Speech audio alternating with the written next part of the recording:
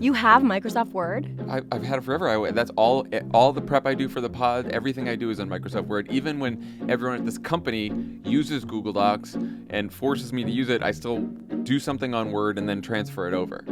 That is so weird. I'm Jon Favreau. Welcome to Offline. The first part of today's show features a return guest who's better than anyone else at giving me shit and calling me out on it. My wife, Emily. The two of us will answer your questions about Twitter fights, screen time, raising a toddler, and the things that really matter, Taylor Swift and White Lotus. The second part of the show will be a listener-submitted Q&A with the Dare We Say hosts to talk through some of the things that make me feel old, like dating apps and emoji use. Josie, Totah, and Yasmine Hamady are best friends, actresses, and social media gurus who serve up commentary on everything from relationships to activism each week. Here's Emily Favreau. So here's one of the questions we got from a Twitter user named Light My Way. Just listen to your episode with Emily Favreau from last year. Why is this not a yearly thing for you two? I would have loved to hear how things have evolved from last year. Ask and ye shall receive. With us in studio now, Hello. My better half, Emily Favreau. Hi. Hi. Thanks for having me. Thanks for coming. I've never sat here with the microphone. I feel like John Lovett. Yeah. I mean, is that a good thing? No. And Leo's sitting in your chair as well? Leo's here, yep. We got most of the family here. Got the whole gang. Yeah. All right, so we're going to talk about how things have, quote, evolved in a little bit. But first, maybe you can ask me, like last year, some listener questions, and then I got a few for you. All right. I'm excited. Okay, and these are collected from Twitter and Instagram. Yes, my own Instagram though. Yeah, you put out a call for questions last night, which I thought was important. All your Twitter questions are like a little Twittery, so I tried to get into some of the fun stuff. And as you know, I can barely use Instagram. Yes, if John has ever posted we'll it there. Instagram. Okay. Okay, questions for John. So a few people asked you, how do we combat the guilt of living on Elon's Twitter when he is such a raging douche? Obviously, we have an addiction, but is it worth it? Yes, we have an addiction. I have an addiction. I'm glad you can acknowledge that. Yes, Elon is a douche. I think he's worse than I imagined. Mm-hmm. And as you know, look, I had a few run-ins with Elon about a decade ago, and I've thought he was a douche since then. IRL and on the internet. And on the internet, that's right, yeah. So I've never liked him. That aside, I'm sort of sticking around. I mean, partly because I'm addicted to Twitter, but partly because I'm like, I don't want to let this asshole win and like push me off Twitter. Like if there's a good alternative, and so far I think there's Mastodon seems very complicated, Post seems promising, but like everyone is on Twitter right now, still, or like that's the most public place. Yeah. And so I feel like I want to keep posting there. And why do I like Twitter? I like it for the news.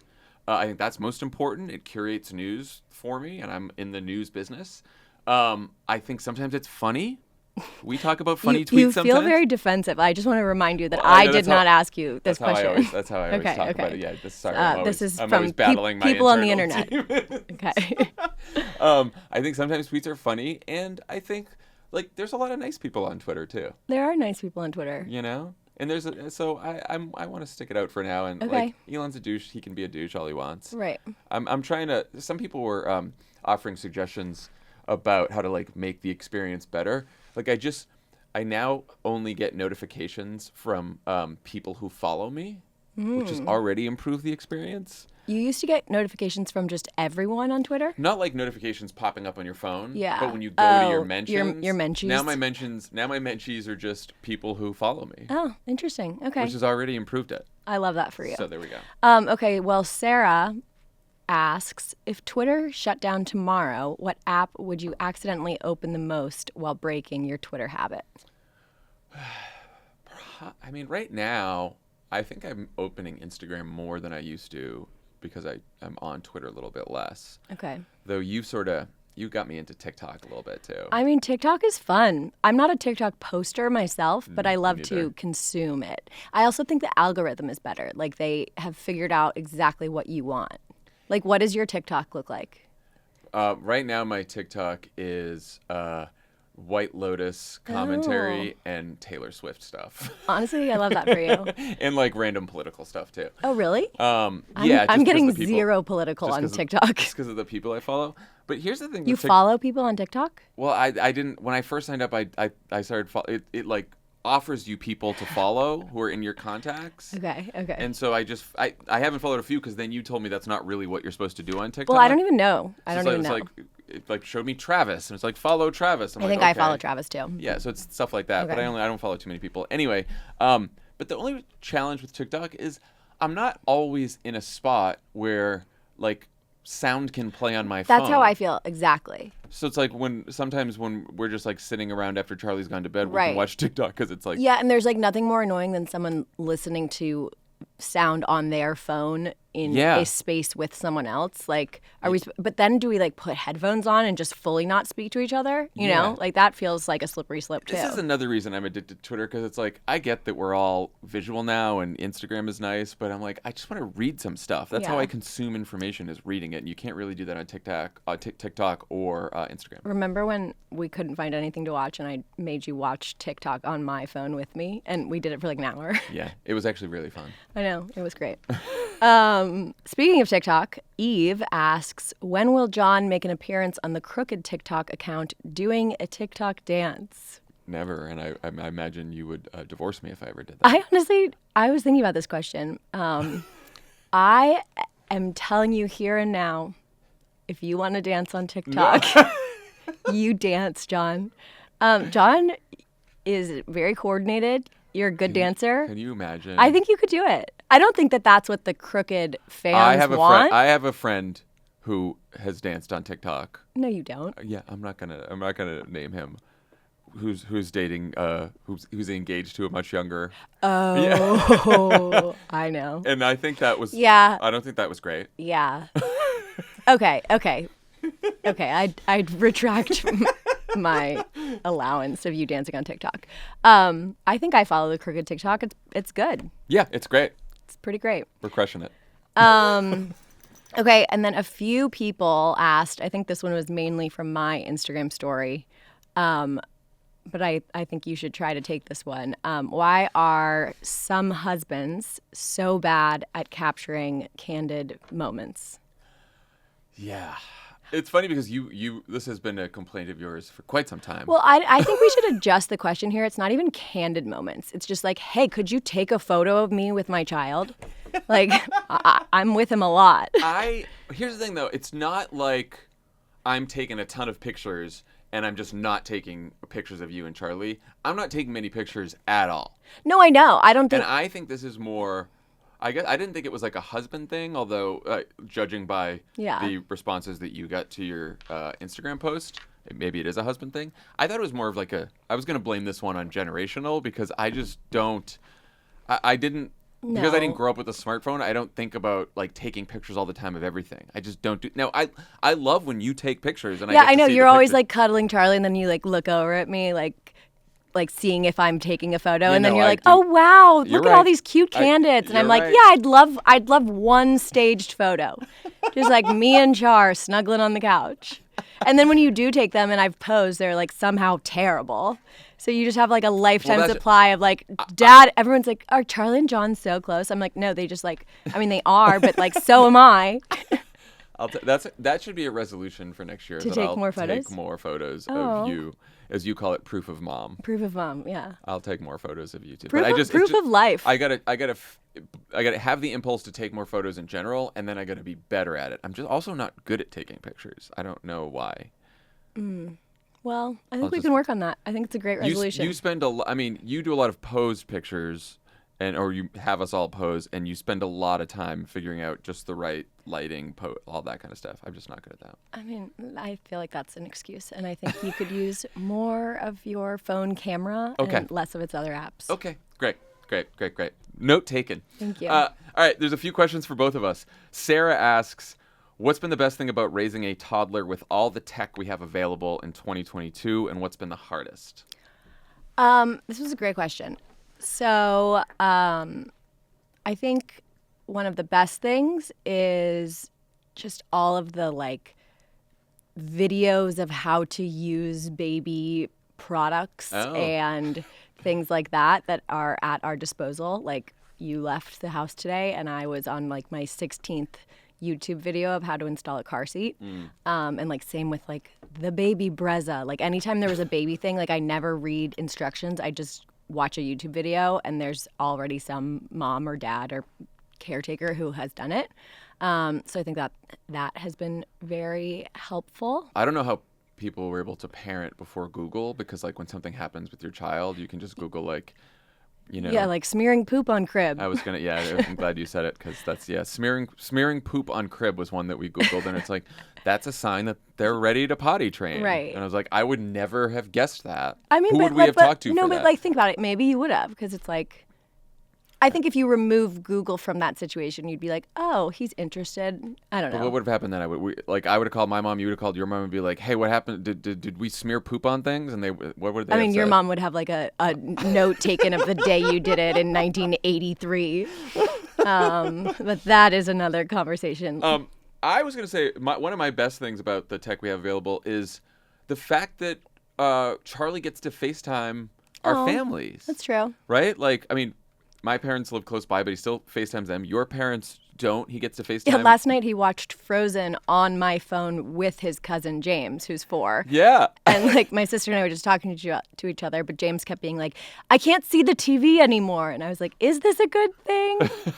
I don't know. That aside, I like that he gets to be able to see people and talk to people in our lives that are important. Yeah, like without having to FaceTime is see a nice them. one. What's been the hardest thing about raising a toddler with tech? I was going to say everything else. I mean, I think for me, it's like I just feel so guilty on my own device when since Charlie doesn't have one, thank God, and like won't for a long time. I feel bad when like he looks up from a toy and we're both just on our phones. Me too. I feel like that's like true bad parenting, and I don't want him to think that like when you're not doing something, you should just be on your phone. Yeah. So I think like figuring out how to leave our phones at the kitchen table and go play on the ground with him, like that kind of thing is hard. I think so too, and especially now because he's probably doing this to you too. But if he sees me on my phone, he'll come over to the phone. He'll say, "Can I see garbage trucks on your phone?" Well, and I'm googling garbage trucks. I told him that my phone doesn't have garbage trucks. Only Dad's does. Yeah, you just lie about certain technology. Like, no, it's so weird. My phone doesn't have garbage trucks. We also got a lot of questions about how we decided to share pictures and videos of Charlie on social media.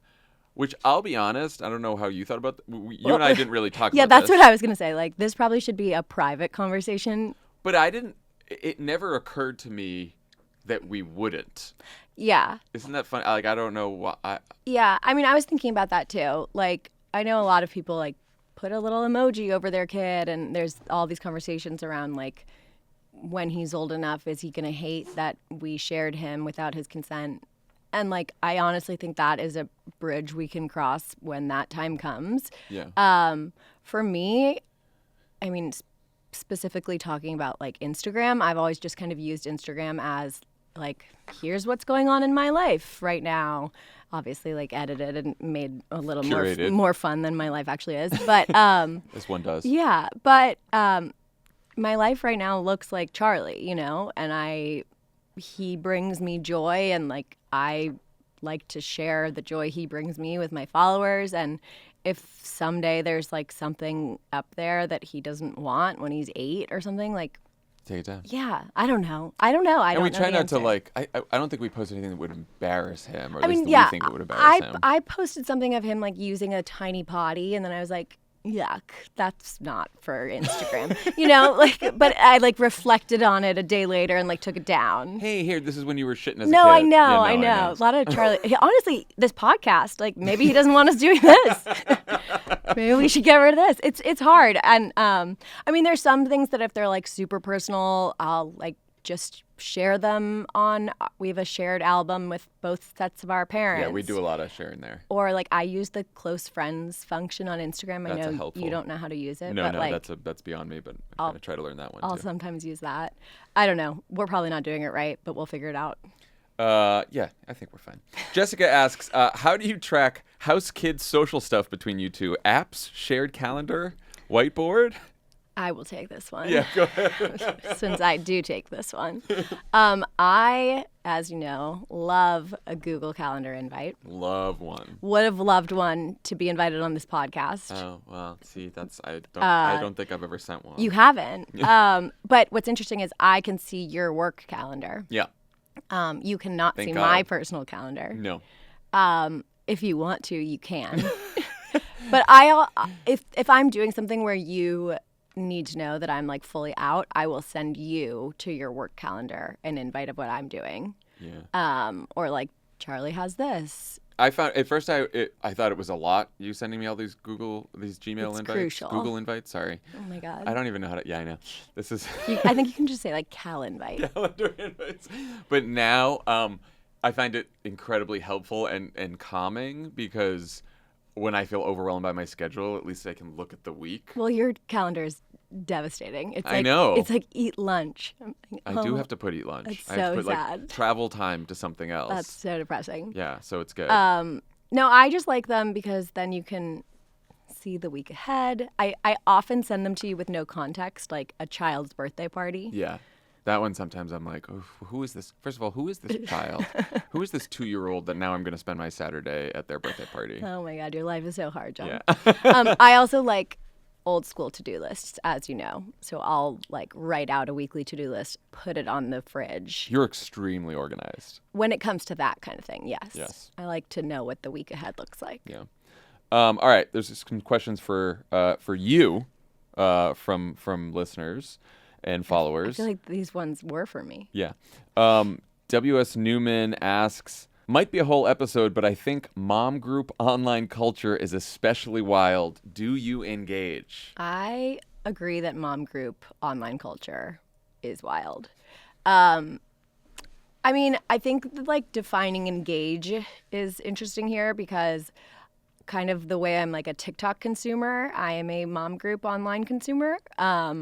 Like I read them. Yeah. They're also like dependent on the app, I think.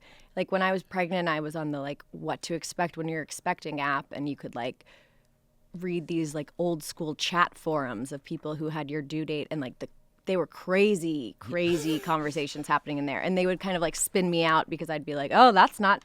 I didn't feel that. It's a little next door. Yeah, it's next door ish, but for like pregnancy. And then, I mean, I sometimes I look at some of the like the mom chains on Reddit. Oh my gosh. Yeah, but I didn't know that. I didn't even know you were on Reddit. Really? Are you on Reddit? No. I don't even know how to use Reddit. I know it's like a thread. I like barely know how to use it. I just like somehow Reddit is like TikTok for me, where they like send me an email of things that I care about, and so I somehow like do some lurking. But again, I'm a lurker. I will say I engage in mom group online culture Instagram, I guess, just in the way that like I follow Big Little Feelings and Solid Start, and so do you. Which I originally was like, Big Little Feelings. I was like, what is this? This is crazy. And now, whenever Charlie does something, I actually go to Big Little Feelings on Instagram, and I get I think there's great advice there. Yeah, I mean, you react as a human, and then you go check out what Big Yeah, Little no, I mean, You're not like, oh, hello. Yeah, and then, I don't know. I would say the number one like mom group online culture thing is like just real life text chains. Like I am on so many mom group text chains. Yeah. A lot of them where like there's this weird thing that happens when you have a kid where people just invite you to text chains of moms, and you have nothing else in common with these people other than you're all parents. And then I just like always mute the text chains because it's like 40 people. Yeah. I'm not on a bunch of dad text chains. That's weird. That's really weird. I probably could like text 6 text chains and access 200 women right now. I'm not kidding. That is wild. But sometimes it's really helpful. Yeah. No, I imagine. Embelina94 asks, most useful side effect of Jon being so online? Hi, this is a good one. I'm interested in this answer. I don't have to listen to any podcasts. Wow.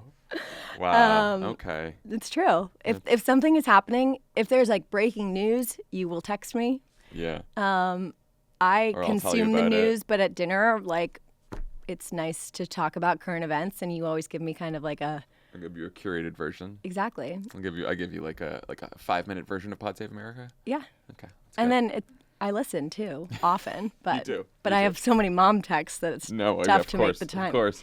Wow Hey What asks, what's your most memorable Twitter fight that Jon engaged in? Okay, so I thought about this one. You're better at not getting in Twitter fights, I will say. Yeah. I'm proud of you. Thank I you. think like Tanya helped you with that. Yeah, she did. It was a couple years ago, but I remember when you launched The Wilderness. Was it in like 2018? Yeah. Okay. You launched The Wilderness and you like tweeted about it, and you tweeted something like how it was looking at. I said, I tweeted, what's broken about the Democratic Party and how do we fix it? Yeah. And it was like this is what the podcast is about.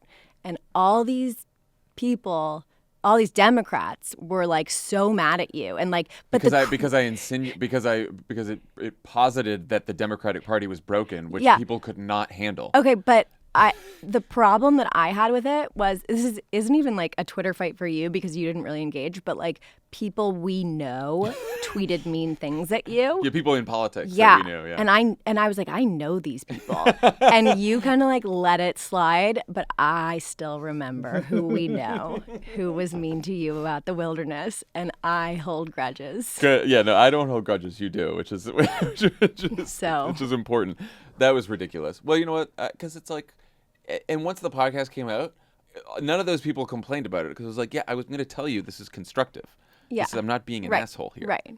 People are crazy. Right. All right. I know exactly who it was. Ryano asks, being more hip to it than your husband. Thank you, Ryano. Thank you, Ryano. What are the social media trends that took your husband the longest to pick up on, and which lingering habits should be buried in the woods? Wow, that's a loaded question. Well, first, thank you again. Thanks for this opportunity. I think, like, honestly, when you were trying to, the fact that you don't know how to send a Google Calendar invite, kind of the whole Google Drive world is like a little foreign to you in a way where I used Google Drive in college. Yeah. And like that's why, when Jon and Tommy started a company after they left the White House together, they started like a speechwriting consulting company called Fenway Strategies.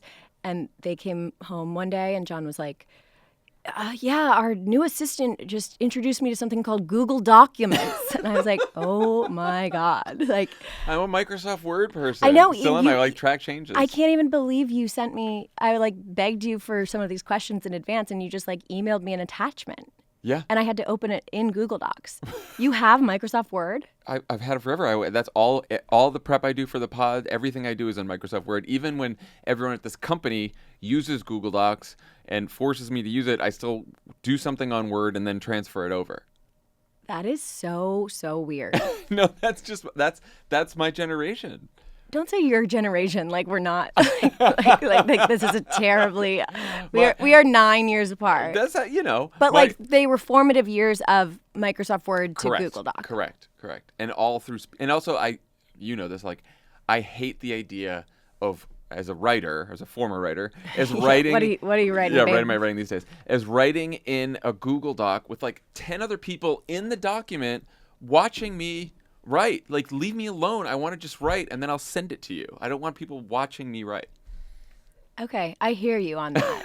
But you can also, do you know you don't have to like invite people to it? Someone just told me You that. just learned that Someone you don't just have recently, to. Yeah, I was talking to some of our staff about this, and they like, why don't you start your document by myself? Yeah. But sometimes that's fine. But sometimes people edit. Sometimes people send me a doc to edit, and then I'm in the editing, and everyone sees it. It's just an issue. That's just a me thing. Okay. Anyway, so I'm more familiar with the Google world. Okay, and Google Drive just in general. Yeah, I know. You can store a lot of things in there. Yeah. I was gonna say, you're bad at Instagram generally. Yeah. Like, I guess it goes back to like being bad at taking pictures. Right, because that seems seemingly the main function. Yeah. But you're also like your Instagram feed was really weird for a long time. Yeah. Well, when I first signed up for Instagram, it was like... Yeah, you had Instagram before I did. Yeah, and it was just a way to communicate with my small circle of friends at the time. Right. And then when it became a public thing, I remember when I first like went public on Instagram, I had to like go back and delete all sorts of embarrassing comments and stuff. Yeah, mostly Tommy's. Mostly. I think though, the more you're using Instagram, like the better job it's doing curating its content for you. Oh, yeah. You know what I mean? Yeah, that makes sense. Do you like shop on Instagram? Not really, no. Do you get ads though that are I do, good? yeah. Like, are you like, oh, I like that? Sometimes, yeah. Yeah, once in a while. All right. Beck asks, which of you would not survive the White Lotus? You. Yeah, well, I think that both of us, I was thinking about this one. Knowing how people died over the last 2 seasons, I think both of us would survive. Yeah. But if you had to pick one of us, you would definitely survive because you're very shrewd, I think. Very clever. Thank you. Why do you think you would not survive? I was thinking, I'm definitely more like you know how Albie's an easy mark in this one? Oh, I hate that you're identifying with Albie. I was reluctant to say that. Just in this one way, is that I'm very naive. I'm very naive. You can take advantage of me pretty easily. I think would be my weakness. I'm more of a Daphne. More of a Daphne. You are more. I'm a goddamn mastermind. That's all we'll do on that. Okay. There were about 1 million questions for you about Taylor Swift that could take up an entire episode, but I will just go with this one. Emily, what are your top 3 midnight tracks? This is a hard question for me because the entire album is perfection. Mm-hmm. But I think if I do top 3, I would do Anti-Hero, Karma, and Mastermind. Wow. Like lyrically and musically. Those are my top 3. Wow. Okay.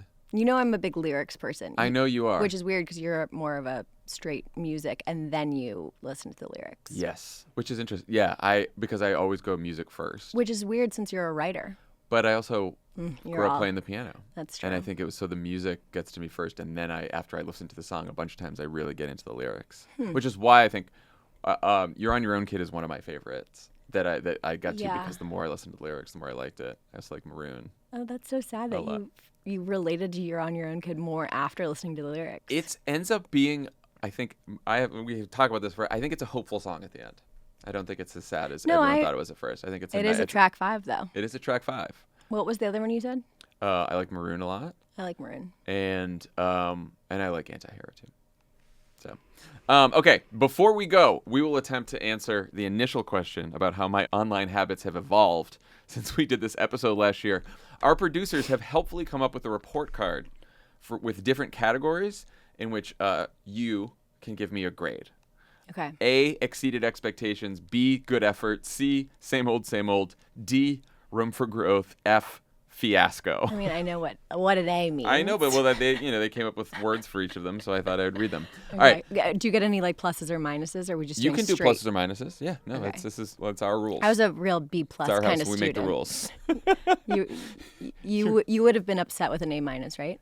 No, I would have been upset with a B plus. Really? Oh my God, B plus was like grounds for celebration. A minus, I was okay with. Okay, continue. All right, navigating screen time with a little kid. I'll give you a B. And well, now that I know how hard on yourself you are, maybe a B plus. Okay, that's fine. Like I think you I try. like that. Yeah, I probably you can give me that one. What would I get? I think you get a minus B plus.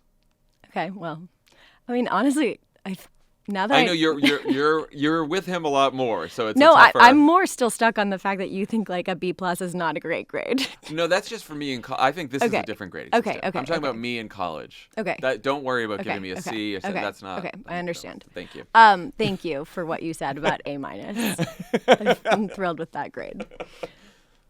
Understanding TikTok.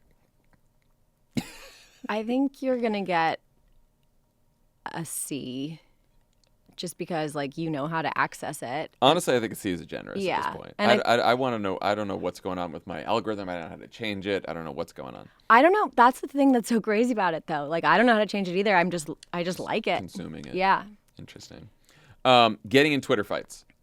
I'm giving you an A. Thank you. I mean, I'm not, like, on Twitter that much, so Yeah. if you're getting in fights and I'm not seeing them, maybe someone should flag it, but I don't think you are. I'm posting too much about how Elon Musk is an asshole. I got to stop that. I'm done. Well, you're also, for me, that question is like, I used to be able to tell when you were in a Twitter scuffle based on your real life present mood. Yeah. And I'd be like, and the clenched jaws would really be going. Yeah, and they like twitch too. But like I used to be like, he's not mad at me. Like, what is going on here? And then I would check Twitter and I'd be like, oh. Yeah. But that is not happening anymore. Thank you. All right, good.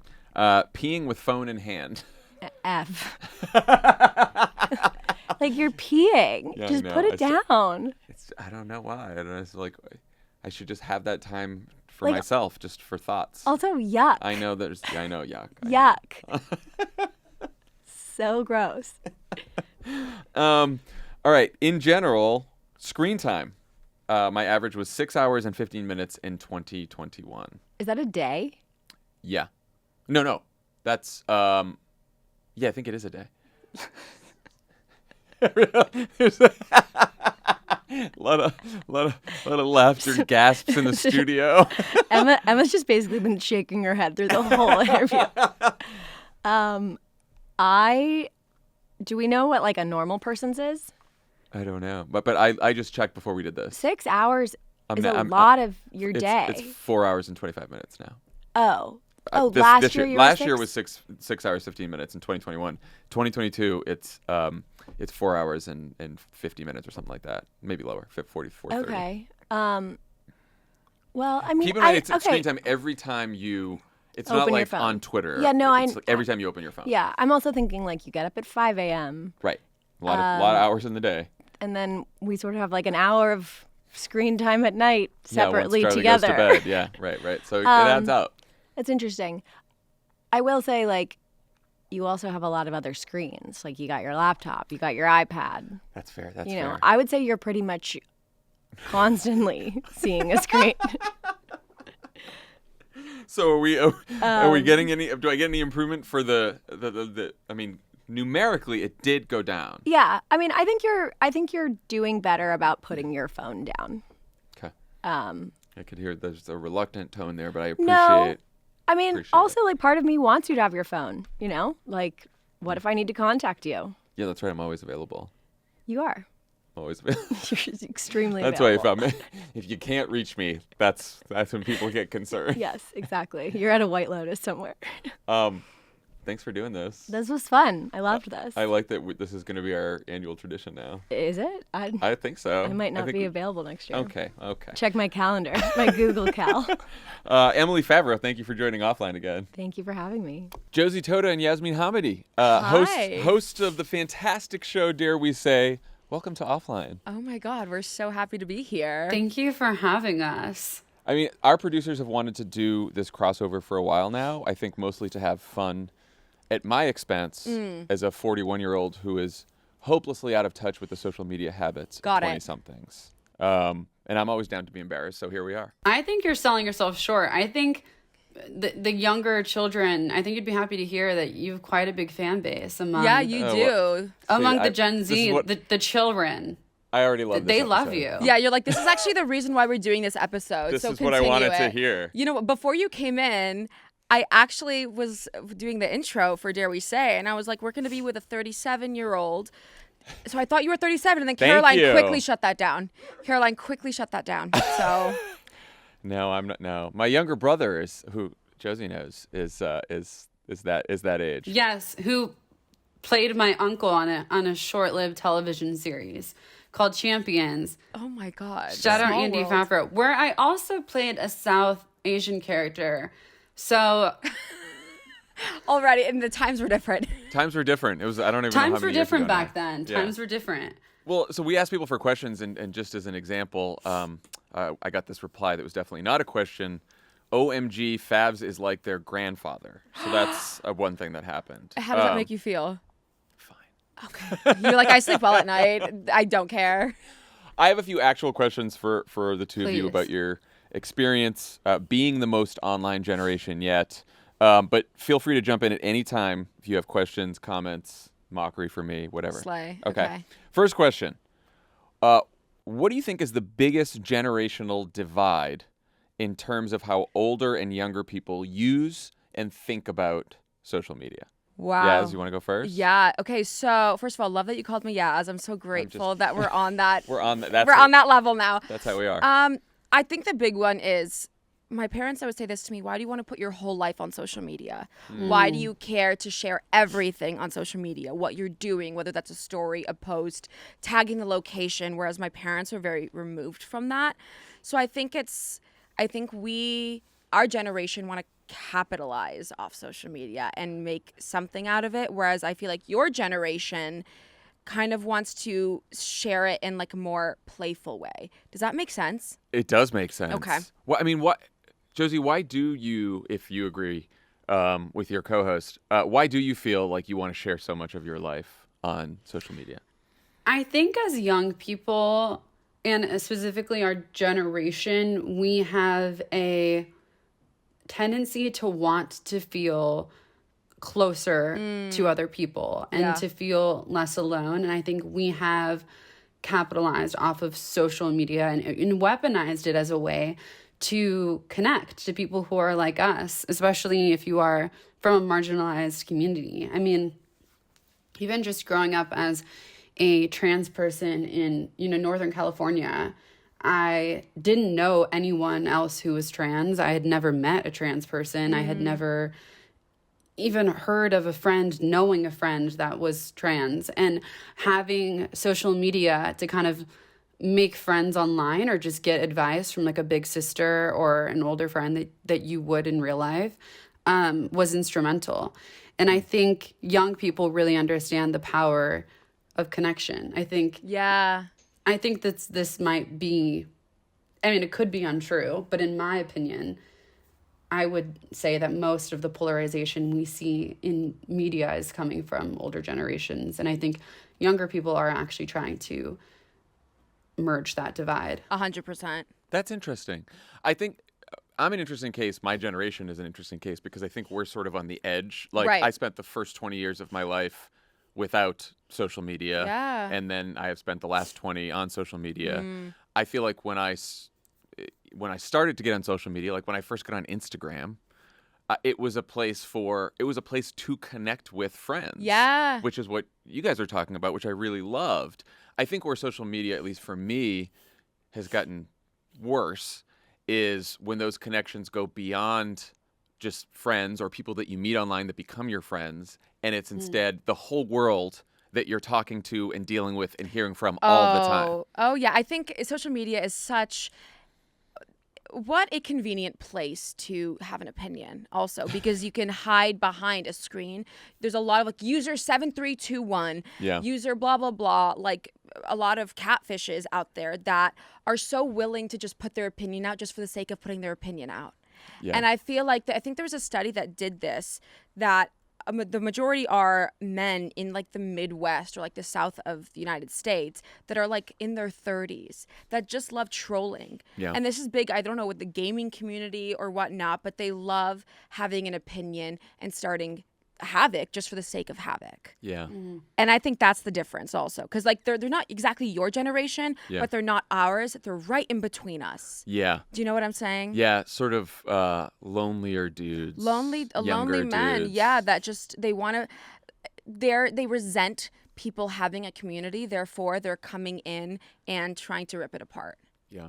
Ruben asked this question, username Ruben. Is there anything younger, more online people wish they could have experienced like the less online generations before them? I think even just growing up, we talk about it a lot on our show and even just amongst each other as friends. It's not normal to like see each other or our own faces this much. And as actors, I think that's something that like we have to reckon with, but like that's something that everyone can relate to now is we're so aware of every single detail of our appearance and what we look like at any moment of the day or any second. Yeah. As young people, our like camera, as pathetic as it sounds, is like opened like a million times a day. It's so weird. I don't even know if you know that, but like, yeah, someone's always looking at themselves when they're moving about their day.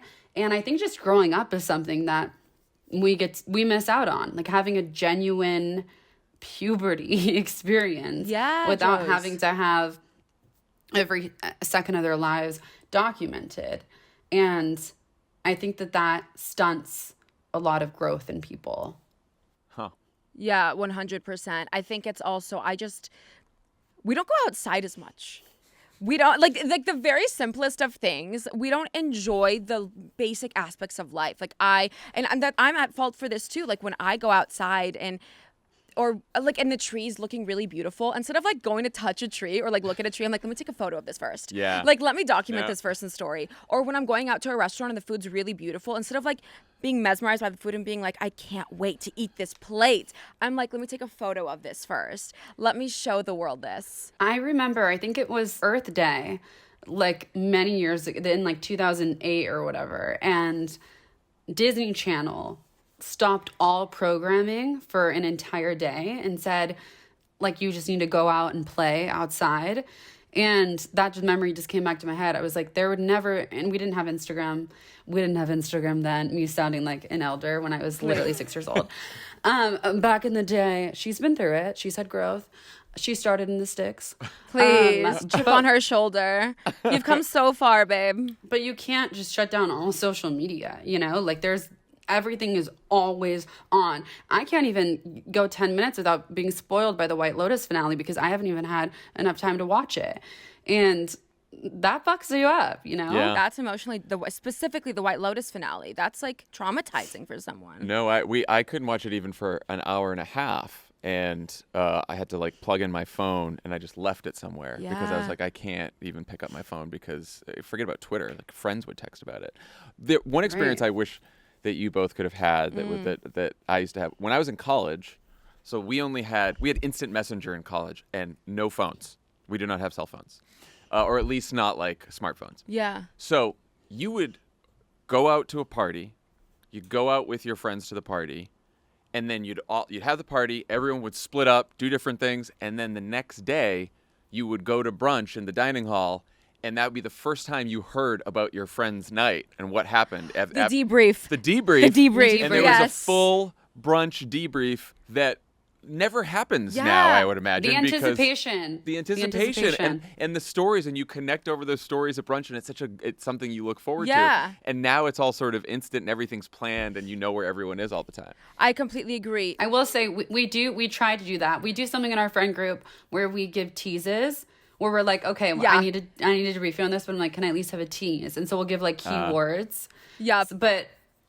And we love a debrief. We always do coffee in the morning. Always do coffee, and it's always on the couch, and like all of us will come together, and the teaser cannot be like more than 2 sentences long. That's good. I And like like that. But that is true, though. If you ran into your ex, you would just text me in that moment and be like, I ran into my ex. I ran into my ex, but then you would make sure to say, and this is something I really value in my friendships, is that I don't want to hear about it that night. I want to I want to have the community together tomorrow morning and let's do the debrief. Like it is literally a ritual Yeah. of sorts of like having that moment. And it's like my friends in college and I were talking about it because I was in Santa Barbara this weekend with them for our birthday and we like had a little bit of fun.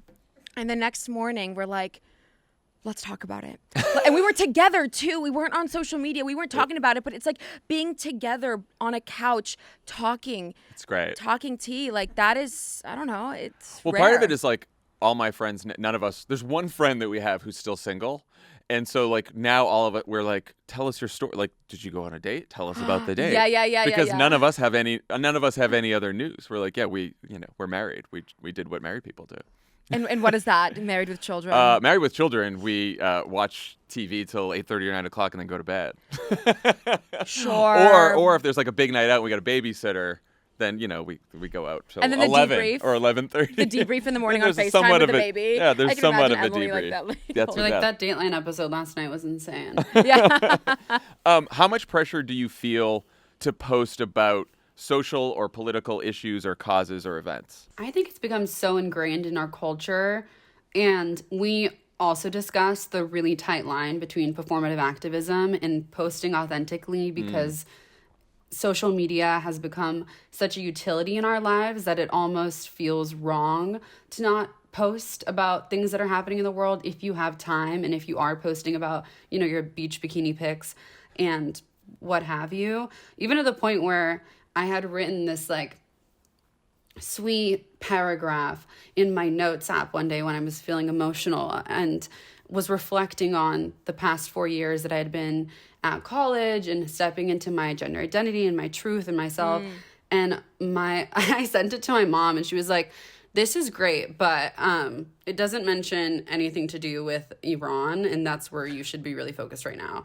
And this is like this is like a month ago. Yeah. And I'm like, I'm posting about Iran, mother, and that is so much obviously more important in my opinion than what I'm saying right now. Yeah. But I'm like, even my mom is like, but also that'd be inauthentic for me to just end a paragraph, shouting out this obviously very important You're like, cause pray that for needs this to be country. discussed. Also, So- Iran. Yeah, also Iran. Also Care Iran, about which, it. by the way, also Iran. We are going through a revolution right now, and everybody should be informed of this and should look it up if they don't know what we're talking about. But even to the point where my mom is mentioning it, it's like it's become such a part of our vernacular that it's like it's a difficult line to toe. Yeah, like Josie said, we have an episode on this, like the award for best performative activism on Dare We Say.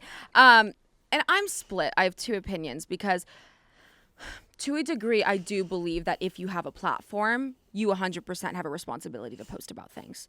In my opinion, if you have a platform, you have that responsibility.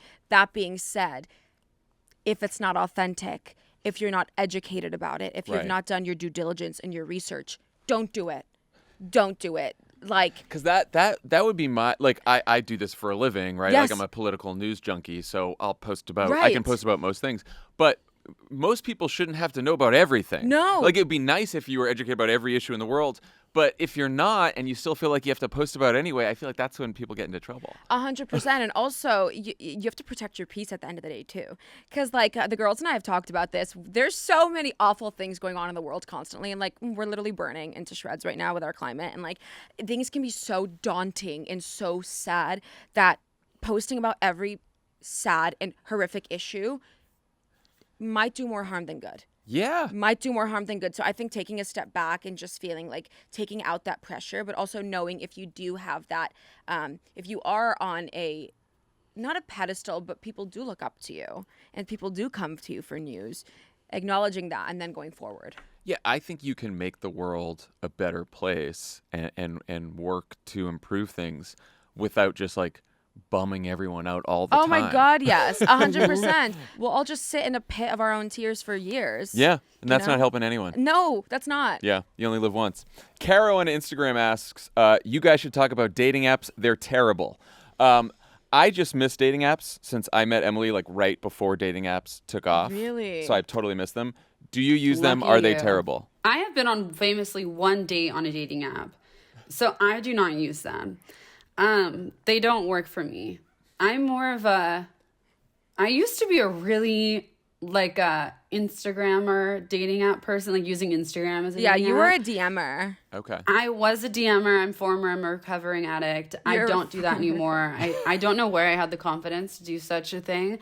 But now I'm just kind of like, if I just I don't know. I'm waiting to get smacked in the face on accident by a man in like a cafe and like I fall to my knees in love. Please. That's great.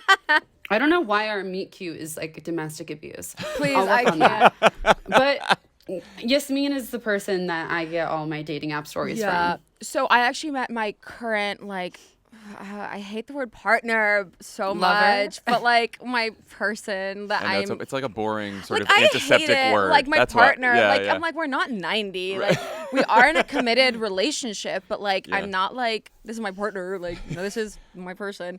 We actually met through Hinge, and so Okay. yeah, so we met. Hinge has always seemed like the friendliest, safest one. It's the safest one. So like Tinder's like for like if you want to like hook up, strictly hooking up. Bumble is kind of like, oh, women make the first move first. Like, oh, just relax. Yeah. Like literally relax. Hinge is like the apps that's supposed to be deleted, and that's kind of iconic. Which I did delete it actually, you know, and like I sent my person a rose because you could do that. Dating apps are fun, but like there are a bunch of weirdos on there, and also people are not taking it seriously. I'd encourage people to talk to more people in person. Yeah. Which sounds I sound like like I'm a co-host of The View or something. Speaking Yeah, of children, like they're okay, younger go than me off when The I'm View. literally I like that this. person. I like this. I am that person that needs to be told this to, but like I will go up and just talk to random people all the time.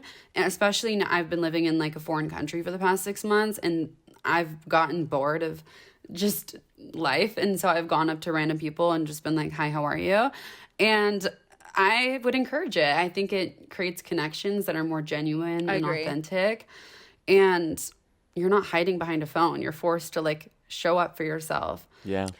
So I'd recommend that. But also, you do meet, I hate to play the devil's advocate, but like then you do meet some good people. It's very rare because I've been on, Josie knows, I've cried to her. I've cried over bad dates on Hinge and on Bumble and on these bullshit apps. Yeah. Like, these guys suck. And then you meet like this girl, like one girl who's like changes your life and like she's incredible on Hinge and like I've heard it both ways. Look, we're in love. I met Emily at a bar randomly. See, that's Totally great. just That's randomly great. at Yeah. a bar. Met Our her at a group of bar. friends went up to her group of friends, and that was that. And then I have friends who met their spouses on dating apps. Yeah, so it's And it it's really worked out goes- well. It goes both ways, you know. It's whatever floats your boat. It's whatever floats. whatever It works for doesn't float you. Josie's, and it floats mine perfectly. But There you go. yeah, Katie on Instagram says, what are your favorite emojis, and which ones do you think are cringe? I am not really an emoji user Yeah, no, me at neither, all. really. I'm just pretty blunt. I'm not an unironic emoji user. I am. I sometimes use the eye roll emoji. I know you would. That literally makes sense. I could so see John like just just having like- this one. Oh, God, So really? there's this one. I love the heart, like having the hand on the heart. Okay. This Yeah. ding, and then this one. I salute you. Ding. That's like yes, ma'am, or like yes, sir. And then this one. This one, like the Surprise face? no, Palm? it's like Oh, palm face. the palm, and it's like. Yeah. Trying to explain this I- for the audio medium. Exactly. I love the bubbles. I love bubble emoji. Bubble. Bubble, like it's really pretty colors. Oh. And then obviously the laughing. Oh, I also love that one. And the last one is that one. You know, it's like the tongue out, sort tongue of out. crazy. Yeah, Tongue that out, one. tongue out the side, deranged. Just did MDMA. Good. That's a good list. Nicholas asks, what brings Josie and Yas hope, and what strategies do they suggest to find community and feel less Instagram envy? It's the last question for you. I think something that really brings us hope is getting to know the people that are not only in our generation, but that are even younger than us. I mean, I spoke at a school in Brooklyn. Well, I wasn't in Brooklyn. I was on Zoom. Wish I could have gone to Brooklyn. In my and room. I met in your room, and you heard the conversation that I had with them, which was so inspiring and wonderful because there was all these like 10-year-olds and 9-year-olds standing so proud and true in their identity, who are LGBTQIA plus kids. And that just made me so excited and thrilled that even when I wasn't strong enough or I wasn't brave enough to like stand in my truth at such a young age, like seeing that more, I think makes us hopeful. And also I just feel like as people in this time right now, there's this need for coming together that I think we're seeing more than ever. And I think that has been reflected in our recent midterm election in a minimal way, but in a way that we saw. And I think it's reflected in social media. I really do think people want to get along more than they don't. And Yeah. that ideology gives me hope. That's lovely. And also, and what was the second part? What strategies do they suggest to find community and feel less Instagram envy? Yeah, I think, Josie, you said it perfectly. I think a big one is investing in your friends that you have with you. And, like, I know things get busy. I know life takes a toll, but I really implore you to, you know, make that effort of just an hour of coffee if you can. Or if your friends across the country, that FaceTime and asking questions and saying, like, I saw this meme, this song reminded me of you. And I also feel like the older you are, the less likely you are to build relationships, new friendships too. I was just about to say that this is, I'll be the old guy talking on this one. As you get older, it's more difficult to Yes, do that with your 100%. friends because you know, you get married and you have kids and you're busy at your job, but it becomes even more important to reach out to those friends, to set the time, to have like a couple hours to hang out, to go out on a Friday night. It's super important. Put in the genuine effort and be present. And also know that social media is so freaking fake. And even if you're seeing your friend on a yacht somewhere, it might as well be a green screen. Because it is a green screen. Yeah. It's all fake. And because it is fake. And what matters is the life that you lead and you live. And at the end of the day, when you're 6 feet under or hopefully 12 feet above in a statue, like I Josie, that was presume to be, incredible. That is hilarious, Josie. Love you that. aren't going to be regretful that you didn't get to do the things that the people you saw on social media were doing. You're going to be regretful that you didn't spend time with the people in your life and the ones that you love and the things that you care about. Well, that is a perfect place to leave it. I think we're good A lovely thought. Josie, Totah, and Yasmine Hamady, thank you so much. Thank you for having us. This was fun. This is exciting. We should do this again. Yeah, anytime. Thank you. Now you guys have to do like a Pod Save the World crossover with Tommy. Oh, please. Oh, we must. We have to. We will. Done. It's already happened.